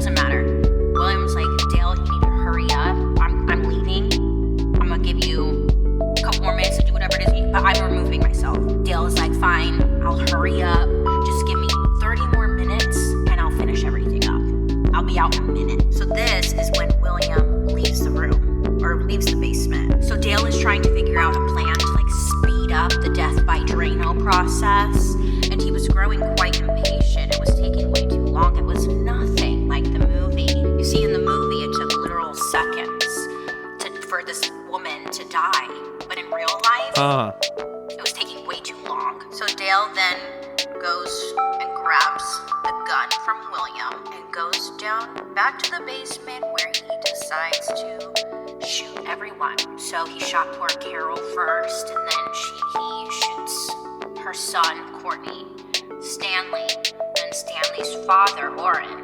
And then there was one more victim left. It was 19-year-old Michelle. Well, Dale's little sick ass, unfortunately, Dale ends up taking her to a different part of the basement, makes her take off all of her clothes, and then he proceeds to rape her for far too long, mind you, like a long time. And then once he was done, he took her to the bathroom and watches her pee.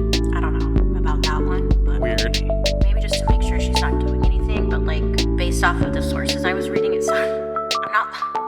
not laughing at any of this. It's just so uncomfortable to like have someone rape you and then watch you pee. Like what the off with their heads, I say. Dale and William, off with your heads, you sick fucks. So while she's in the bathroom alone with Dale, she's using this time to like beg for him to, I don't know, take her with him. She's trying to convince him that killing her isn't the answer. Just trying to say anything to get through to him. Right. And just convince him not to do this. But, Dale is on one. He says no, throws her down in the basement next to Orrin, and then shoots her dead. Poor thing. All of them. It's so sad. So at this point, it seems like they're all dead. They're all dead, right? But Orrin was not. He was still alive. He survived. He was just plain dead. So Dale ends up noticing that Orrin is still alive. Like he's he noticed or something. So he jumps on top of him. Dale does, and tries to strangle him with a cord. Orrin, God bless him, while being strangled, he flexes his neck a certain way. I don't know. So he still had like room to breathe during the attempted strangle, and this is making Dale even more frustrated. What? This man will not go. At this Right, point, because he's tied up. To an extreme, as if this isn't extreme enough, it gets even more graphic, and away we go. Dale grabs a pen that was nearby. Oh my God. Pen, and shoves it right into Orrin's ear. Yeah, and then he stomps down on it. He stomps down on the pen in his ear. Do you understand this? All this is bad, but this is like got me up at night, like with the breathe. Whoa, So crazy. stomps down on it several times until the pen itself snaps in half, driving it straight into his throat. At this point, Dale is finally satisfied. I mean, there's no way in hell Orrin could make it out from that. So then he grabs what he needs, leaves. Gone. Oof. Gone. Whoa. It wouldn't take long until more people started coming out, looking for the victims. This time, Orrin's wife and his younger 16-year-old son, his name was Lynn, they go looking for Orrin and Stanley because they're both gone, right? So they're out driving around looking, and they see their vehicles outside of the hi-fi shop. So both of them, they go up to the back door and they're ringing the buzzer. Normally there's a little buzzer to let you know someone's at the back door. So they're ringing the buzzer, the door's locked, they're not hearing anything. It seems like it's empty, no one's in there. But not long after, pounding on the door and whatnot, they hear screaming from the inside. Someone's yelling from the inside, call the police, like, it sounds like someone's yelling this. So Lynn, the 16-year-old son, ends up kicking down the door and finds the horrifying scene. I mean, do they offer therapy for people afterwards? I always wonder, like, even for police officers too, like, this shit can't be easy, right? Seeing just, it's so sad. We should find out. I mean, if they do, well, do they? I don't know. I'm getting off track. It's just a thought I had. Because I'm sure that 16-year-old boy is just not okay. Murder. Anyway, so they instantly, no cell phones, remember? So they gotta, Right. find another place that's open, call the police. And then when the ambulance showed up, they find that Michelle and Stanley are dead.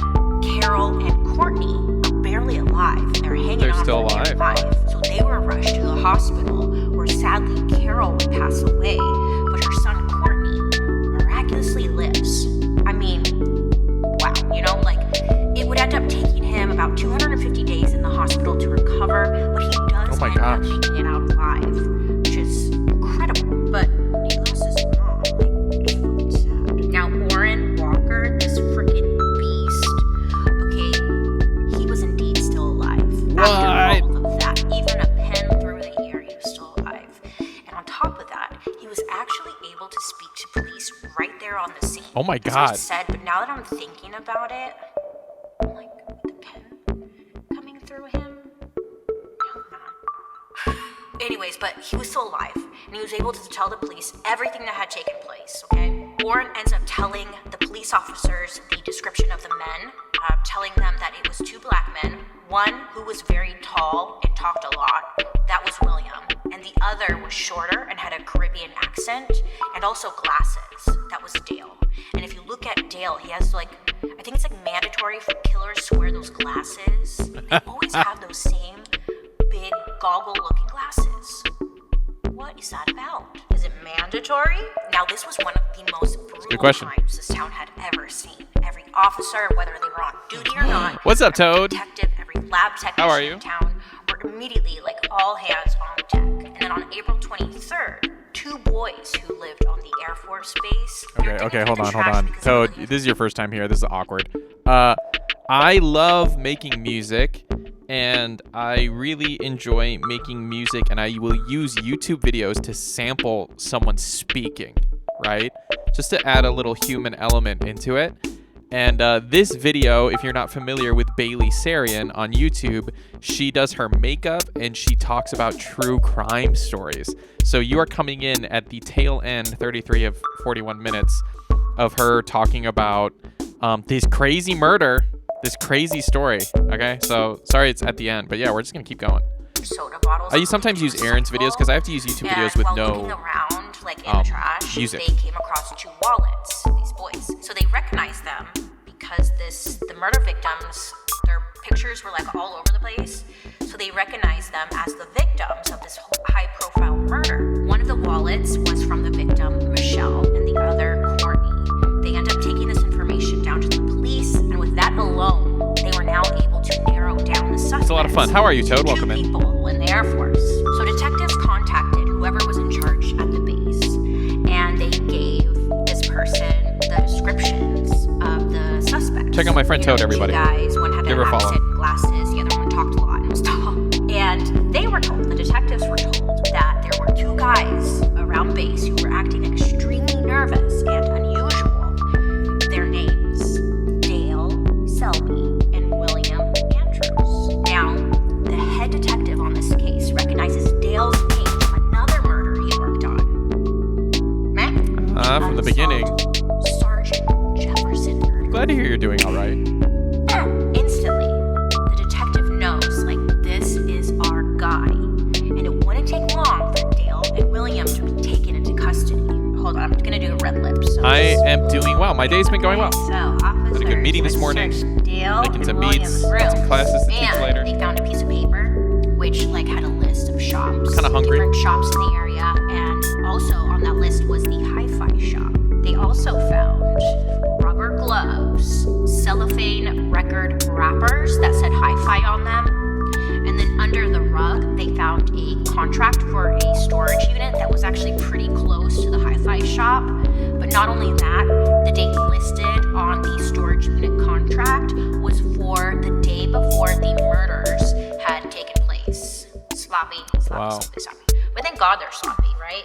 Some of them would have got caught, but thank God. Police found the keys to the storage unit in Dale's How about you? pocket How's your day when been? They arrested him. And when police went to the storage unit, they found tons of stereo equipment, a bottle of liquid drain cleaner, and a few personal items that belonged to the hi-fi store. So everything had Dale and William's fingerprints right on them. So it was a pretty open and shut case, thank God. But police kept interviewing witnesses and were able to get the other guy, Keith Roberts, as well, for his part in the robbery. They were never able to get the other guys, though. Or maybe they did and they were, I don't know, but they really wanted the murderers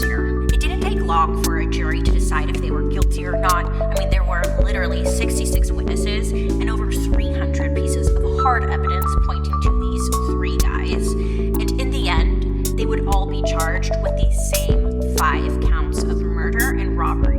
Keith was convicted and given 13 years in prison. Dale and William, however, were both convicted on all 5 counts, 3 murder counts, and aggravated robbery counts. They would be sentenced to the death penalty.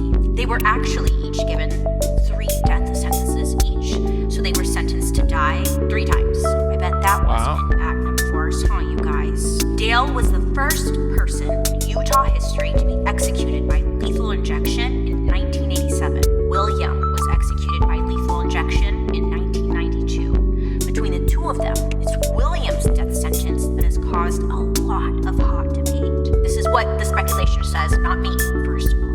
The crimes were committed in Utah in the 1970s. Utah is almost exclusively white and exclusively Mormon. Now, before you're like, just listen. Many brought up the fact that it wasn't until 1978 that the Church of Latter-day Saints even considered black people to be able to go to heaven, and that was putting things into a different perspective for people. Everyone agreed that the crimes itself were absolutely horrific, disgusting, and the worst of the worst. Like, they for sure should be punished.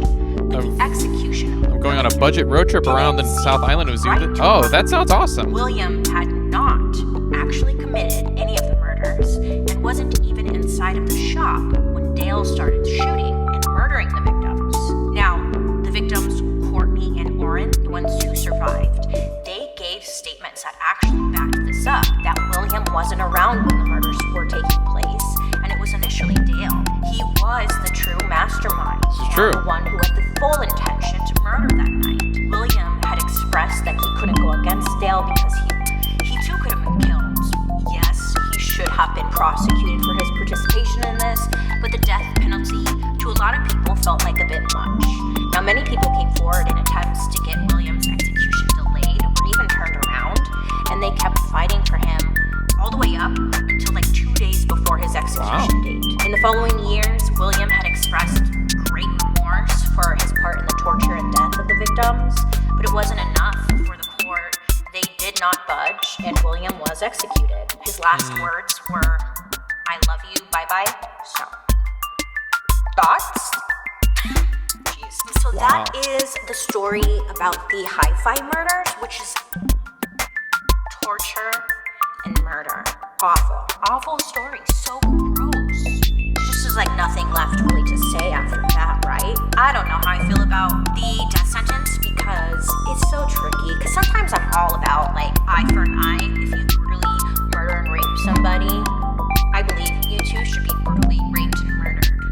I think that would be really great as long as the person gets to watch. No, I'm just kidding. But like, you know, I like that thought. There are times when it's like, yay, death sentence. And then there are other times when it's like, I don't know. But like, this was brutal. I think they both needed to be put down. Because, I don't know. Whatever. It doesn't matter. Crazy. They're both dead anyways. But I can't imagine the lasting impact this has had on the surviving victims. And I really hope that they have been able to get help and, you know, learn to live. And live to the fullest. It's really all you can hope for, right? I would love to hear your guys' thoughts down below. I hope you have a wonderful rest of your day. Please be safe out there. Crazy, you guys. That's actually pretty crazy.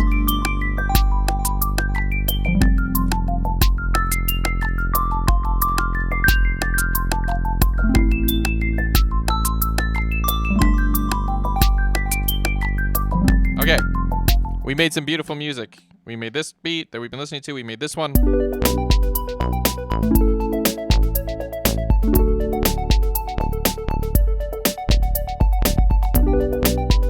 This was a weird one because it's like we're listening to a murder story and we had like this really happy upbeat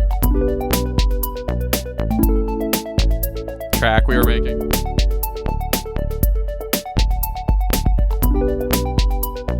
And then we have this one, the last one.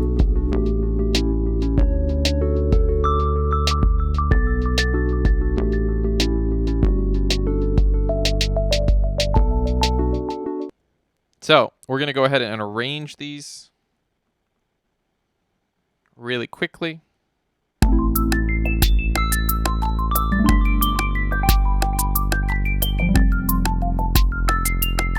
I like using Bailey's videos.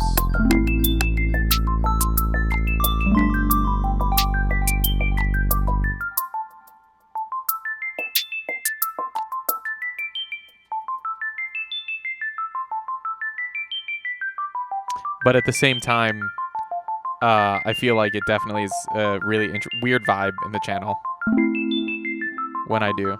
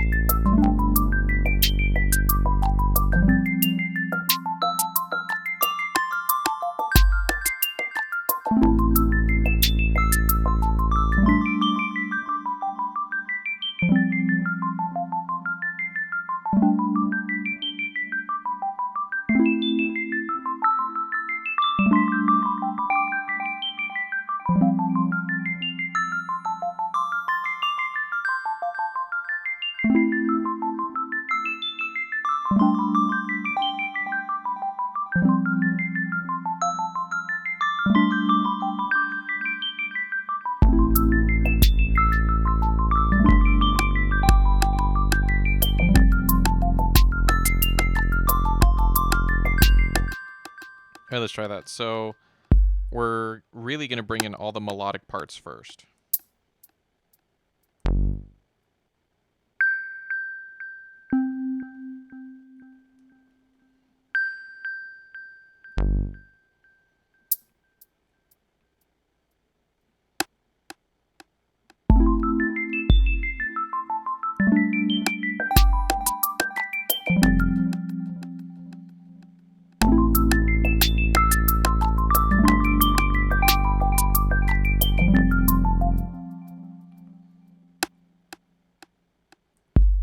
Now we're going to do each one.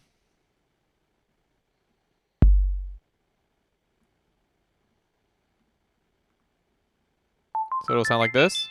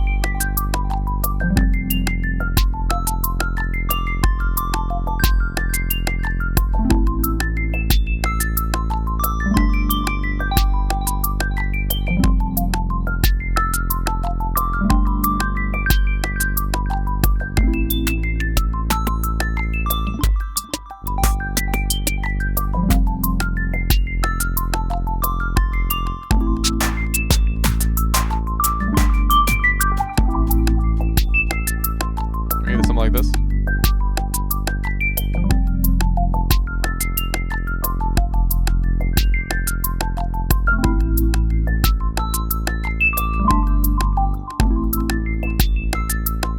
Maybe we won't use the filter sweeps because it messes with the other filter sweep a little bit.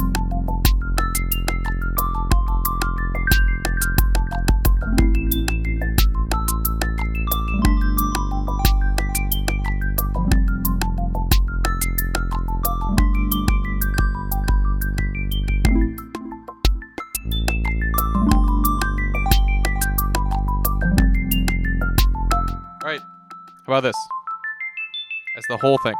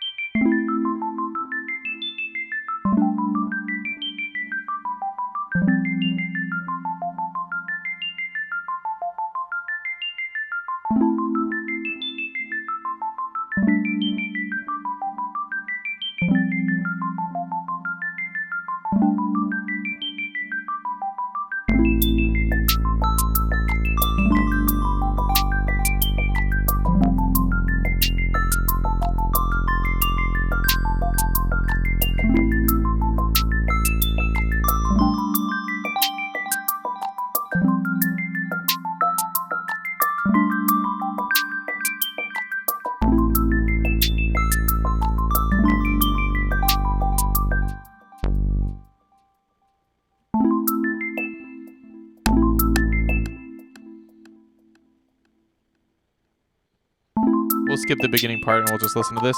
I want the bass to come in a little bit after that one.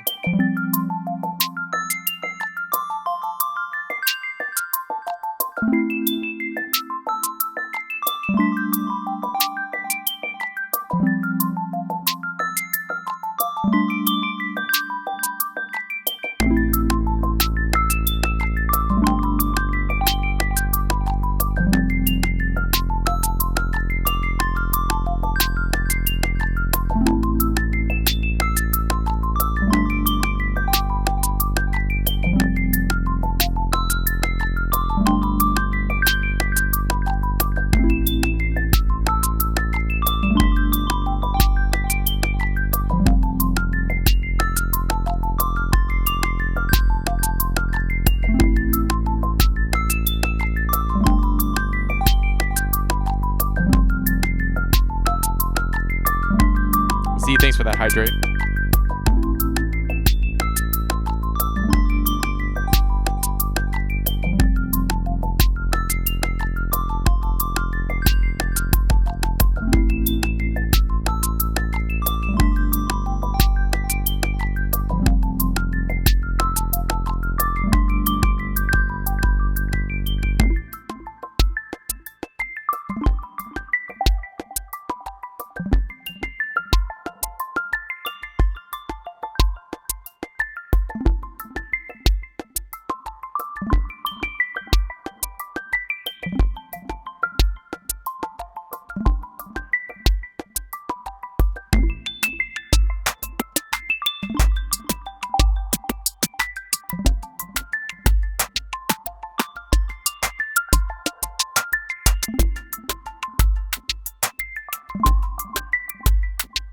Sounds good. Now we're going to take effects off.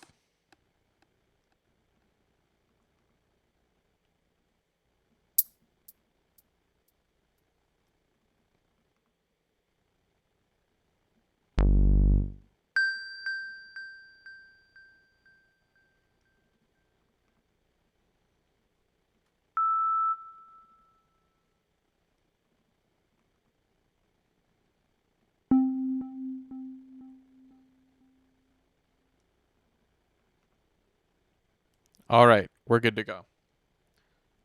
Next one sounds like this.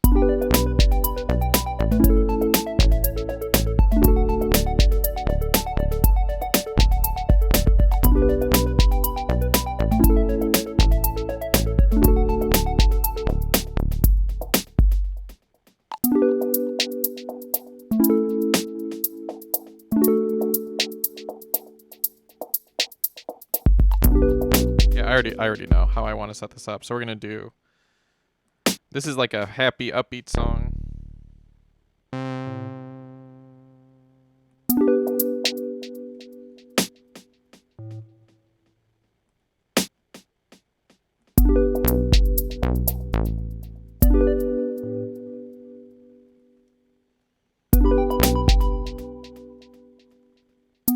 Sound like this. and then we're gonna like change to a little 4 on the floor for the second part instead of just doing a little variation. It'll be fun.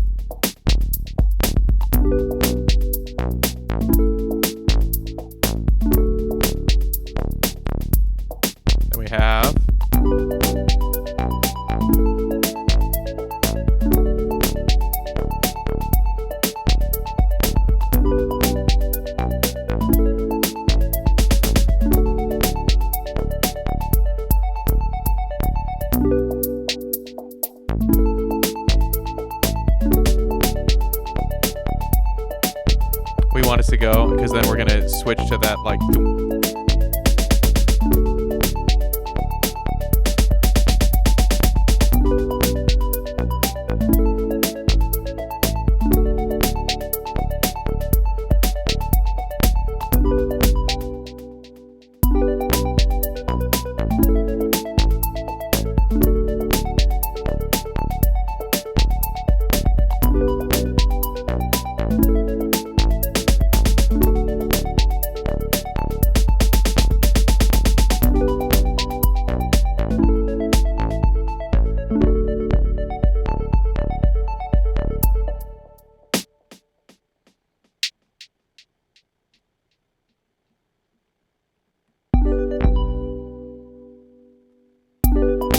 let's hear how this goes.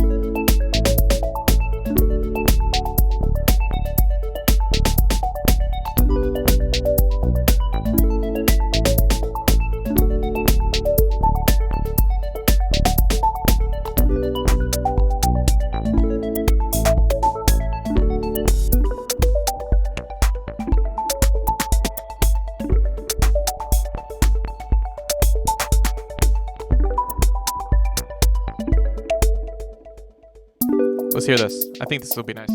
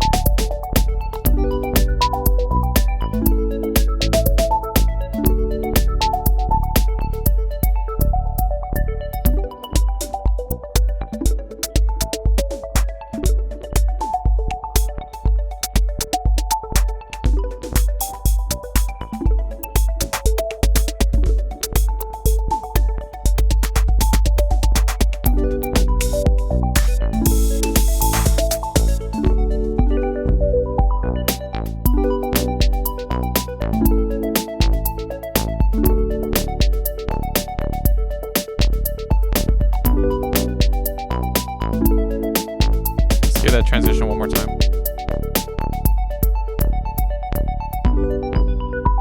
That's better. Okay. So I'll handle the effects really quick.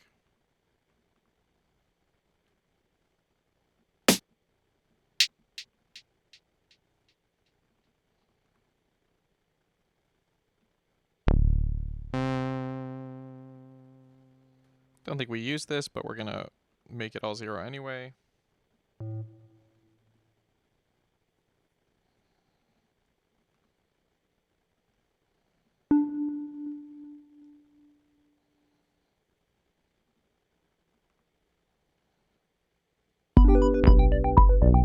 Perfect.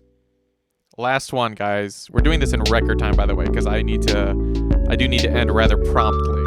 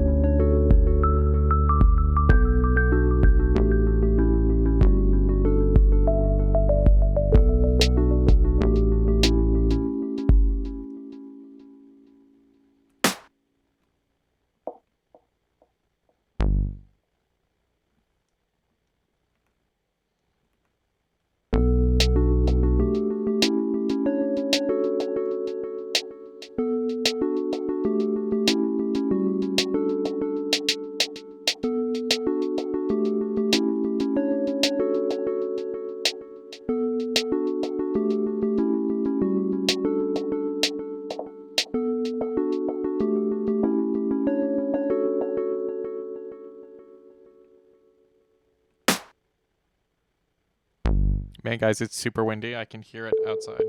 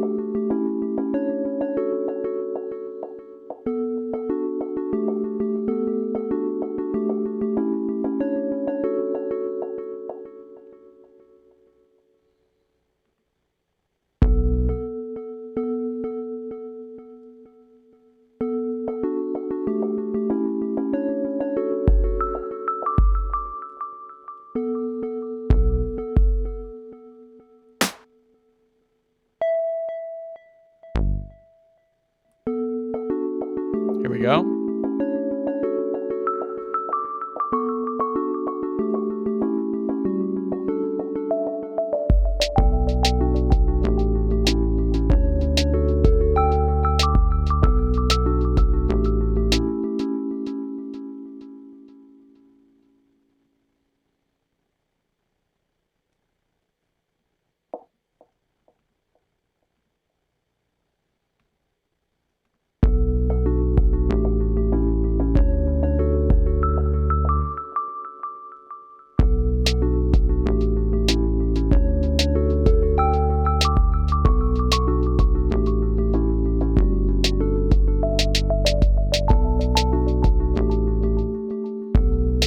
Wow, I never did a snare track. Interesting.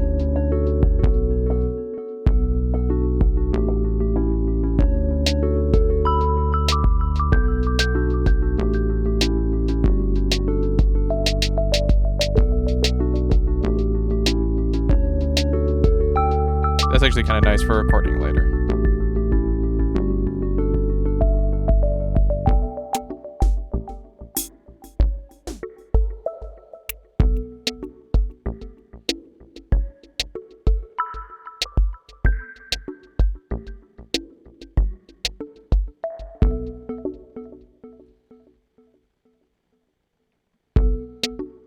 We can do this.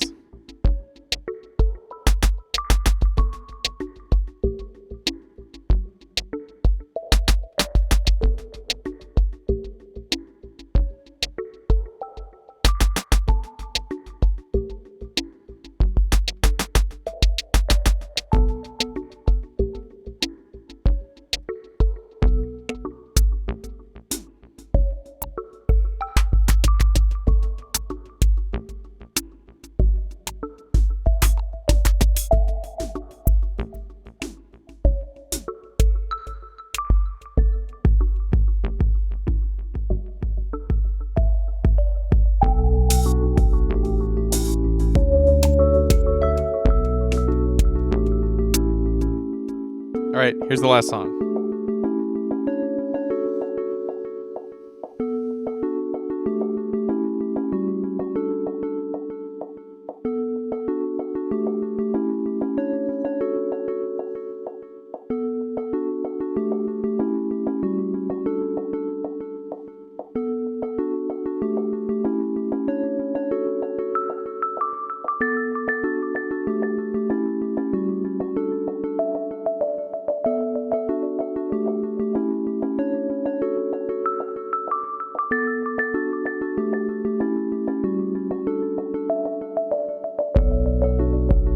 Yeah, there we go.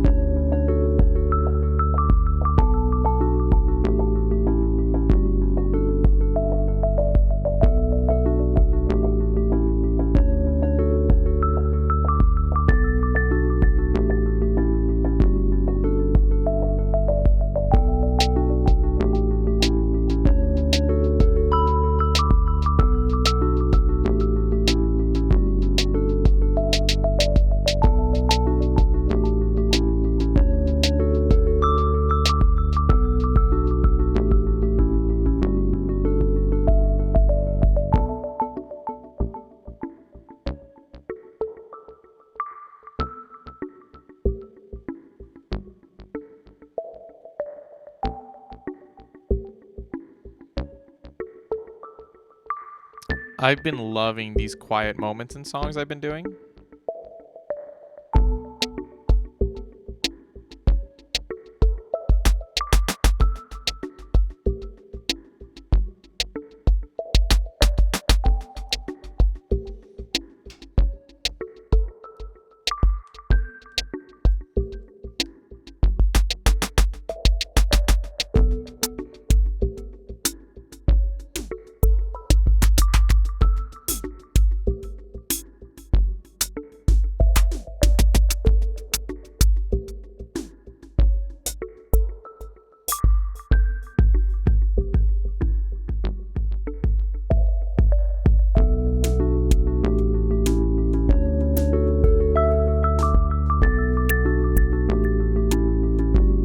It's really nice.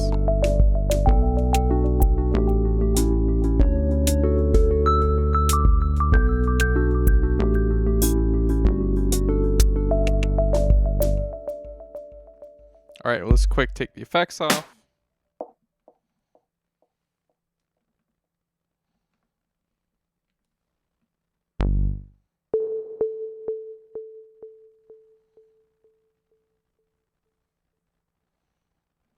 This whole track is just like drenched in delay and reverb.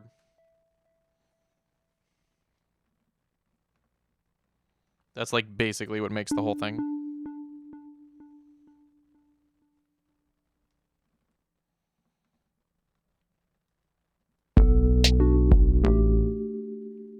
Perfect.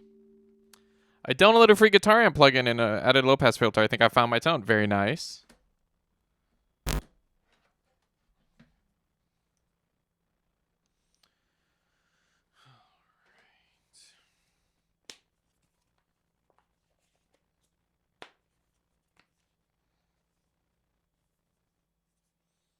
Okay, guys. I think we are done. Thank you so much. It's dark and clean. I mean, that sounds nice. I love a good clean sound.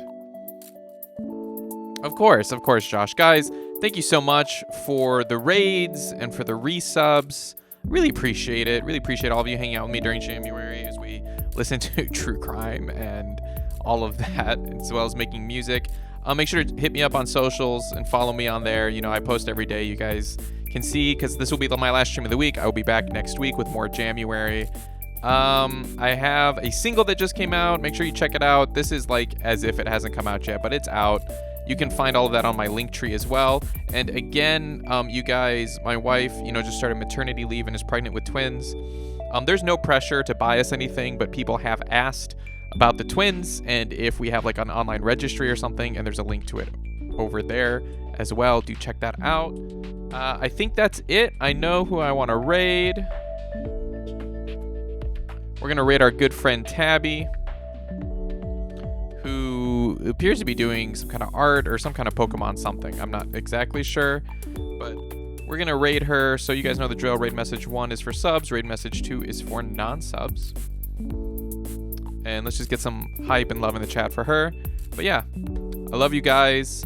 I will see you next week. I hope you guys have a good week. And yeah, thanks for listening. Bye.